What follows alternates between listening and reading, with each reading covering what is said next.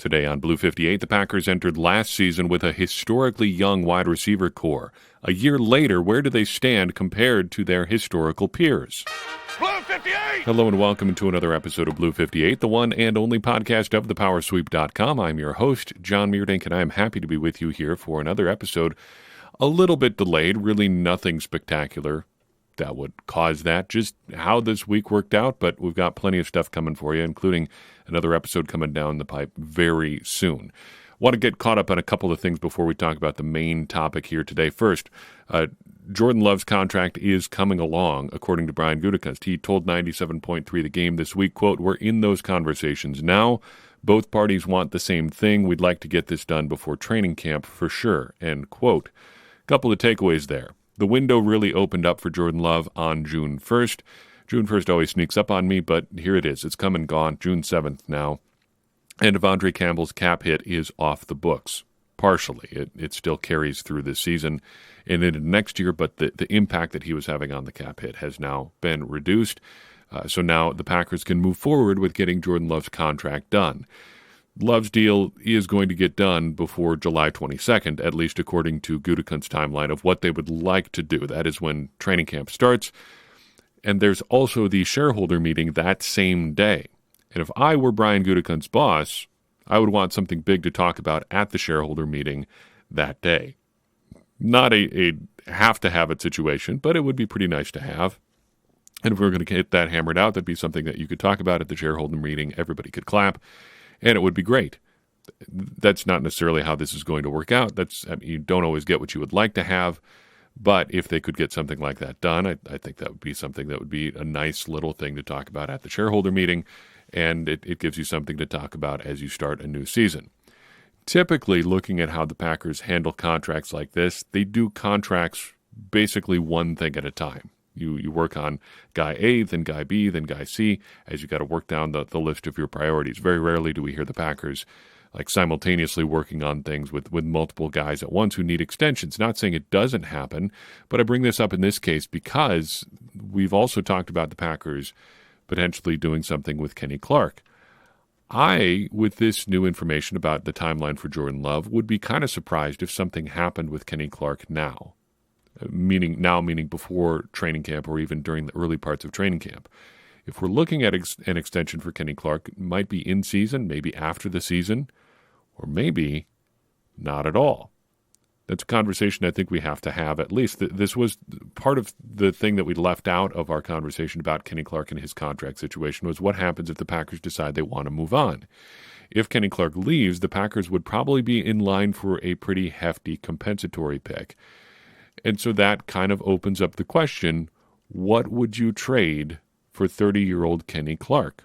What would you trade 30-year-old Kenny Clark for? Maybe is the better way to phrase that. Would you take a fifth-round pick for 30-plus Kenny Clark? A fourth? A third? Keeping in mind that the entirety of his contract extension would be in his 30s, what's more valuable? Aging Kenny Clark or a day 3 or maybe even a late day 2 pick? It's probably going to be Kenny Clark, but how sure are we? If the day 3 pick is Jamon Moore, okay. If the day 3 pick is Jon Runyan, well, you've got a starting caliber guard there for 4 years. Is that better than having aging Kenny Clark into his 30s for the next 3 or 4 years? Keeping in mind as well that the compensatory pick would not be coming until, let me make sure I got my years right, probably 2026. So next year would be 2025 when he would leave the Packers. The comp pick would come the next year. Yeah, it would be 2026. So if the day 3 pick isn't going to be realized until then, do you still like Kenny Clark there? Because you'd basically have 2 years of Clark before that day 3 pick really starts having an impact. What if the day 3 pick is somebody like Marquez Valdes-Scantling or Aaron Jones or Jamal Williams? Would you rather have a guy like that than Kenny Clark aging into his 30s? I don't have a firm answer for you. This is all just basically just thinking through this problem. But I think you have to consider those sorts of things as the Packers look to kind of turn a new leaf from where they were in the late Aaron Rodgers era to where they are now on the upswing, hopefully in the Jordan Love era. What's going to be more valuable to your team as you work through those different kind of eras of the team? The next thing I wanted to talk about was the big contract news in the NFL this week, not involving the Packers. Justin Jefferson signed a new deal. Adam Schefter tweeting out a record deal. The Vikings and three-time Pro Bowl wide receiver Justin Jefferson reached an agreement on a 4-year, $140 million contract extension that includes $110 million guaranteed and makes him not only the highest-paid wide receiver in the NFL history, but the highest-paid non-quarterback in NFL history. Works out to about $35 million per year, and this is me now, not Adam Schefter anymore. It's exciting news, I think, for a Minnesota Vikings fan. It's easy to point and laugh, I think, from the outside, because the sticker shock is very real. That's a lot of money for anybody, quarterback or not. The Vikings are not particularly good right now and may not contend for a year or two at the earliest yet, but it's worth remembering that the ultimate blessing when you're building a roster is having to shell out big contracts for big-time players. The Vikings are not worried about paying this. Justin Jefferson's a great player. They're going to get their money's worth out of him, and having to pay good players is a great cost of doing business. The Packers would love to have a receiver that they would have to pay $100+ million to. They would love to be in that position right now. They're not there yet, but maybe they will be. We'll talk about that here in a second. But it's always worth remembering that having good players is the point. You want to have the big-time players that are worth the big-time contracts because it makes everything easier for everyone. Just having the good player is good, obviously, but having a guy like Justin Jefferson makes everything easier for all of your other receivers as well. If you get one plus receiver, suddenly you've made things very difficult for your opponents. You add another one to that mix, and then things get really difficult. It just makes things better and better for everyone around them. But the comparison is inevitable, though. Discord user MacMiller6914 worked up the numbers for us. I won't bore you with exactly what everybody is going to be costing, but for this year, the Packers wide receiver cap hit combined for Christian Watson, Romeo Doubs, Jaden Reed, Dontavian Wicks, Malik Heath, and Bo Melton is still less than what Jefferson would be making on the last year of his rookie contract. Just 94% of the cap hit for those six guys for what Jefferson will be making this fall. What he'll be cutting against the cap for the Vikings. Next year, when his cap hit jumps to $15 million, the Packers drop all the way down to 54%, and then the following year it drops off even more as a couple of contracts drop off for the Packers. Watson and Dobbs, for instance, as well as Malik Heath. Bo Melton's contract is gone by that point, but it just continues to drop off. The Packers wide receiver core, the point is insanely cheap comparatively. Christian Watson over the next couple of years is the most expensive cap hit for the Packers, and he maxes out at $2.9 million for 2025. Jaden Reed in 2026 is the next biggest at $2.2 million. So the Packers are doing comparatively pretty good here. Raising the final question, is it better to have a lot of options or one really good one? You'd never really turn down the really good one, would you? If you had the chance to have Justin Jefferson on the Packers right now, you would. And Jordan Love pick notwithstanding, it remains a historical injustice that we couldn't see Davante Adams aging with Justin Jefferson with him. It just seemed like we said this coming up to the 2020 draft. They seemed to go together so well as receivers. Both had inside-outside versatility. Both could do a lot of damage from the slot. Jefferson was dynamic from the slot, even in college. Him with Davante Adams would have been incredible. But quality will often beat quantity. But as we often say on the show, quantity does have a quality all its own. That quote has been attributed to a bunch of different people, from Napoleon to Joseph Stalin to some random defense contractor in the United States in the 80s, which is probably where it came from. But I think the point is still true. Having a lot of something can get you a long way in football, almost as far as just having the one really good guy. The Packers really haven't had an overabundance of wide receiver talent since probably 2011 or so. 2014 was the last time I think you could really say the Packers had a bunch of top-flight options at receiver. It should have been that way in 2016 and 2017, but Jordy Nelson's knee injury really sapped his ability. He just wasn't the same player in 2016 that he was in 2014 and 2017. Things had really started to fall apart. But what they do have now is a good bet at finding a receiver or two that may be able to produce the same sort of thing that Justin Jefferson does. And we're going to talk about this for the rest of the show. Where's the Packers wide receiver core right now? But first, I want to mention again our Patreon and Substack options for supporting the Power Sweep and Blue 58. The number one thing I want to mention with both of those things is just access to our Discord community. It's a great thing. If you are part of Patreon or Substack and you haven't joined that, let me know if you're having trouble there, because I want you in there and talking with people just to enjoy what's going on in there. Any amount of support per month at patreon.com/thepowersweep or thepowersweep.substack.com gets you into our Discord. I think it's the best Packers community on the internet. We've got original research, as we already highlighted in this episode. We've got jokes going on. We've got discussions about tabletop role-playing games, if you're into that. Stuff about movies comes up pretty regularly. Just a cool place to hang out. And, of course, we talk Packers 24/7, 365. So consider supporting and get into that community as well. So wide receivers. I was thinking recently, as I often do, about that famous Sports Illustrated cover from 2011. You remember the one. It's got Aaron Rodgers surrounded by this horde of tremendous pass catchers. Greg Jennings, James Jones, Jordy Nelson, Randall Cobb, Jermichael Finley, Donald Driver, all there, all playing well, all helping Aaron Rodgers put up record-setting numbers in 2011. Aaron Rodgers had a bunch of good receivers, more earlier in his career than late, but still.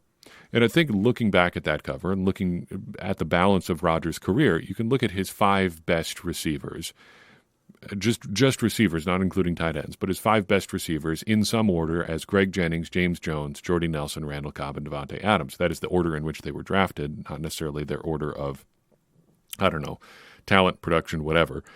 But he had 5 really good receivers, wide receivers, during the course of his Packers career. And right now the Packers have 5 or 6, depending on how you want to count or rank guys, pretty promising youngsters. Christian Watson obviously has all the potential in the world. We're still waiting for that to become a game-in, game-out sort of thing, but still the potential is undeniable. Romeo Doubs has been productive, if a little bit inconsistent, and better when he's started to fit into a role that we think suits him really well. Jayden Reed's work as a rookie speaks for itself, I think, as does Dontavian Wicks. Bo Melton is as exciting a 5th receiver as I think you could imagine in recent Packers history, and Malik Heath is no slouch either. So, trying to keep an eye on how all these guys are doing, I've put together an interesting tracking project where we follow how these guys do relative to other receivers at the same point in their career. It's going to be up on thepowersweep.com today, looking at it. So if you want to visualize how all this works, I put together a cool graphic on that. But charting all this out was really interesting to see how guys are stacking up compared to other guys in recent Packers history. I don't currently have Malik Heath on this chart because he's kind of been eclipsed by Bo Melton for the time being. I also wanted to compare the 5 great receivers of the Rodgers era to the 5 up-and-comers right now. The big takeaways of this charting project, put it that way. The big takeaways are, I think, as follows. Primarily looking at Jayden Reed, Christian Watson, and Romeo Doubs, though there's a bunch of other stuff that has to do with some of the other guys on this chart and on the roster right now. But the first and biggest takeaway is that I think Jayden Reed is off to an incredible start. He's played 16 games in his career so far, and nobody among those 10 wide receivers that we've mentioned had more receiving yards through 16 career games than Reed does, with 793. The next closest was Greg Jennings with 757. And really, his early career start is something we should give a lot more credit to. Coming in, playing with Brett Favre, hitting the ground running. Jennings was an incredible pick and an incredible early career receiver for the Packers. Slowed down a little bit later in his career, but the early portions were as good as anybody except for Jayden Reed. Christian Watson and Romeo Doubs, meanwhile, are both ahead of some pretty big names. In their careers to date, Christian Watson has 1,033 yards and Romeo Doubs has 1,099. Call him the contractor because he put up a 1099. A very inside joke there. If you don't get it, don't worry. But through 23 and 30 games, respectively, that's where they are. Christian Watson is ahead of everybody but Greg Jennings through 23 games with 1,033 yards. A little bit surprising to me, but maybe it shouldn't be considering how slowly some young receivers tend to come along. And Romeo Doubs is ahead of everybody but Jennings and Randall Cobb through 30 games. if they can both play every game this season, and that's a big if for both of them, they both dealt with their injury stuff, but if they can both play in every game this season, they have a pretty good chance to be in some really elite company historically. Through 40 games, Greg Jennings had the most receiving yards of anybody on this list with 2,683. But among the rest of those 5 great receivers from the Rodgers era, if Christian Watson was able to put up 800 yards over 17 games, getting to 40 career games, that would put him past all but Greg Jennings and Randall Cobb. I think that's pretty doable, and I think it's going to cause, as Christian Watson's career goes on, a little bit more of a historical reassessment of how he's done through his first couple of seasons here. Put a pin in that. We'll come back to that. Looking at Romeo Doubs' career prospects here, if he's able to play all 17 games and to get to 47 career games, a 600-yard season would put him past James Jones and Jordy Nelson. He'd still be behind Jennings, Cobb, and Adams, but if he's able to put up 600 yards this year, that would put him at 4th among the wide receivers of the Rodgers era. To that point, I think Jordy Nelson is pretty instructive here. Looking back at how he did historically, he was well behind heading into his 3rd year. He was well behind where Christian Watson is at the same point in his career. He really bloomed late because of other people around him falling off. It's easy to just look back and say, okay, Christian Watson, 2nd-round pick, Jordy Nelson, 2nd-round pick, but their careers were very different early on. Nelson, to his credit, or to his storyline there, did not really take off until around the 50th game of his career. Looking at 4th season or so there. Randall Cobb, just for comparison, was significantly more productive at the same point of his career than Jordy Nelson was. He was ahead of Nelson historically through the 96th game of their respective career. It took 96 games for Nelson to get to the same point where Cobb was. Nelson, just for your reference, was the 36th overall pick in 2008. Watson, the 34th overall pick in 2022.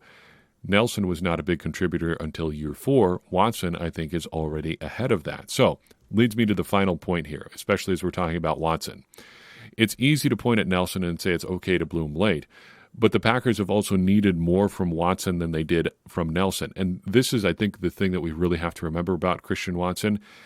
The expectations were high, probably too high for Watson, and this is the fault of the Packers and specifically Brian Gutekunst. It's not fair to Watson that he's been put in this situation, and it's not how it should have been for a bunch of different reasons. The Packers should have been adding more wide receiver talent between 2014 and 2022. We've belabored that point. We won't go down that path again, but this is something that we need to keep on Brian Gutekunst about. This is something that's going to be part of his historical legacy. The Packers should not have screwed up their relationship with Davante Adams.